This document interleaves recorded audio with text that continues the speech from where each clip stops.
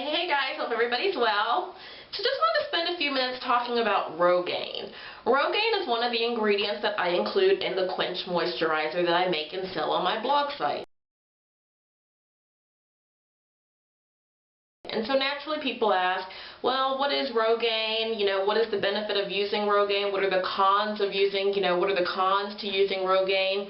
And one of the commonly asked questions, and I think it's a common misunderstanding a little bit about Rogaine is, I heard that you stop using Rogaine that all of your hair will fall out. And that's not really true. So we're going to talk a little bit about Rogaine and exactly what it does. So Rogaine is the trademark name, but the generic name for the ingredient in Rogaine is Minoxidil, and it comes in 2% for women or a stronger 5% concentration for men. You can find it in foam form where you spray kind of a foam, or you can find it in, this is essentially a bottle of liquid. A 3-month supply is essentially 3 bottles of these 2 fluid ounces.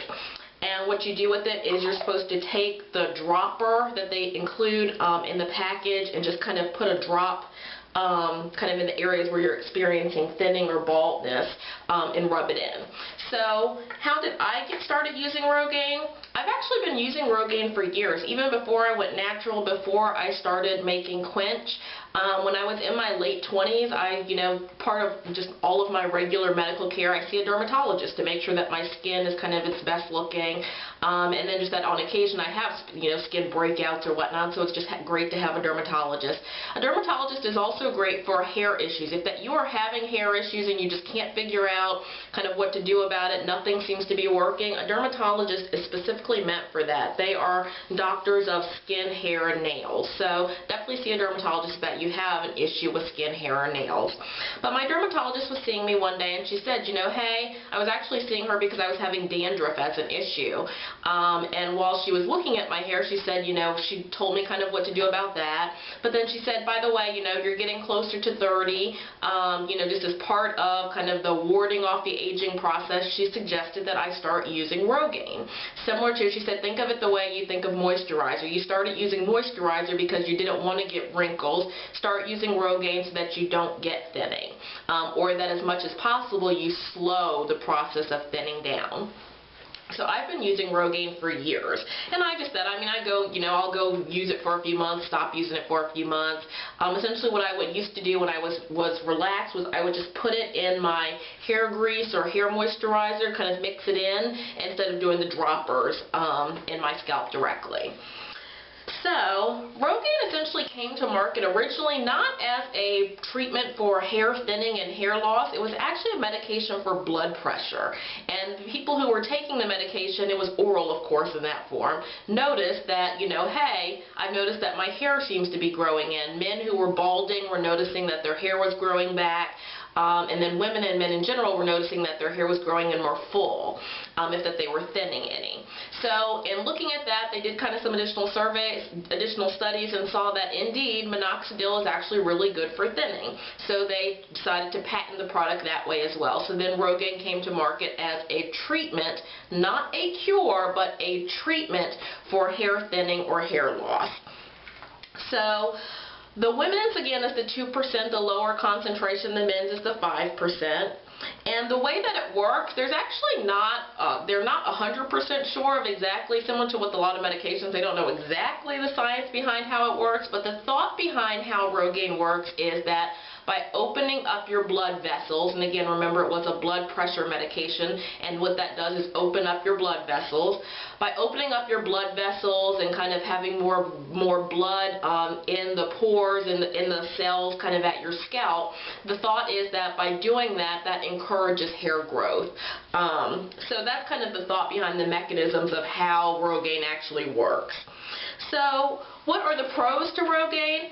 I love Rogaine. I've been using it for years. I have been ranting and raving about it for years to folks, even before I went natural again, because it really does help with, I've always had a head full of very thick hair, but as it is part of just the aging process that we're all going to thin some around our edges. And so to me, it's just really great for warding that off. And in doing that, so when I started using it, I just in general noticed that even though my hair was already thick, it was even thicker with Rogaine. So I just fell in love with it for that reason. And that was the reason why when I decided to make a natural, a product, when I decided to go natural, that's why I included Rogaine in it, because I knew it, I loved it, and thought it would just be a great addition. And now that a lot of people are using Quench, they're finding that they really love that benefit as well. So the natural answer, if that you're having thinning, if that you are not interested in using Rogaine or a synthetic kind of hair thickener, is castor oil. Castor oil is also in Quench, and castor oil is very well known to help with hair thinning. So if that you have thinning, get yourself some castor oil. It's usually in your drugstore right there in the section for stomach issues, because it's also a great laxative as well. But you can find it in your drugstore, kind of in the area with Pepto-Bismol and whatnot. Use that similar to you use all the rest of your oils. It's just great to just kind of rub a little bit in your roots, kind of on a daily basis or every couple of days, because it is a lot heavier, a lot thicker than most oils. So I don't find that I like using castor oil as a good all-over oil, like grapeseed oil or something, extra virgin olive oil, something thinner is great for that. But castor oil is definitely something that you want to include in your arsenal, because again, it's great for thinning, and even if that you have thick hair, you are going to thin a little bit as you age. So it's just a great way to ward that off, slow it down, or reverse it as much as possible. So the one question that comes up very often with Rogaine is, I heard that if I stop using Rogaine that all of my hair is going to fall out. And that's kind of a misunderstanding. Keep in mind that most people who are using Rogaine, most men who are using it, and most of the marketing materials are for men who are using it because of balding. So they've come to using Rogaine, they've already gone bald, or they're very close to going bald, and so they start using Rogaine and their hair starts growing in. Well, Rogaine is a treatment, not a cure. So if that you stop using Rogaine, the hair you have isn't going to just fall out of your head tomorrow, but you're going to go back to growing hair at the same rate that it was growing prior to using Rogaine. And if that meant 0, then you're going to go back to that. So you are going to go back to your hair growing in very thin or not growing in at all if that you're coming from bald. So same thing. In Quench, essentially, there's not that much Rogaine in Quench that I think that this is really even an issue that should be a consideration. But, again, I think that it's smart to ask about all the ingredients in any product that you're using. So it's in Quench, and no, if that you stop using Quench, your hair is not going to fall out tomorrow. But the added thickness that you're getting from the castor oil, from the Rogaine, the castor oil is still going to benefit you, but any additional thickness that is coming in because of the Rogaine that's in the product, your hair is going to go back to, again, it's a treatment, not a cure. So once you stop using it, you're not treating it anymore with the product, then it's going to go back to growing at its regular rate. And so if that means that your hair was growing in a lot more thinly, it's going to go back to growing in a lot more thinly. But no, you don't have to worry about the hair that you have just falling out tomorrow if that you stop using Rogaine. That's not the case. That's not essentially even what's communicated on the Rogaine site or whatnot. I think there's a misunderstanding there. But again, yes, if you're bald and you stop using Rogaine, you will eventually go back to being bald. If that you started with hair and you start using Rogaine and then you stop, your hair is still going to be there. It's just going to go back to growing in thinly again. That's it. Now, all that said, there is one group of people who should not use Minoxidil, and those are women who are pregnant or breastfeeding. Similar to you stop relaxing your hair, stop taking aspirin, Tylenol, over-the-counter medication. It is a medication, so it's something that you want to stop when you're pregnant, and it does travel through breast milk as well, so it's something that you don't want to use if you're breastfeeding. So definitely, if that you're ordering Quench, order the Quench without Minoxidil. It's an option. Order it without Minoxidil if that you're pregnant or breastfeeding. The question often comes up about using it in children, and I say there you kind of have to make your own judgment call. Because balding is not an issue, a children's health issue, there's actually no studies that have been done on Rogaine or Minoxidil in children.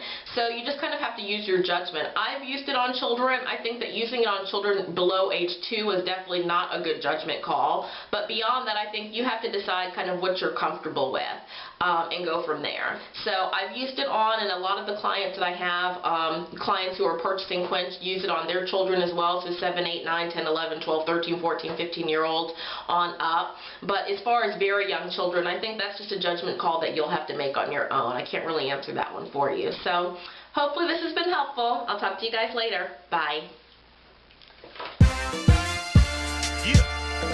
Journey to my roots. Yeah. Journey.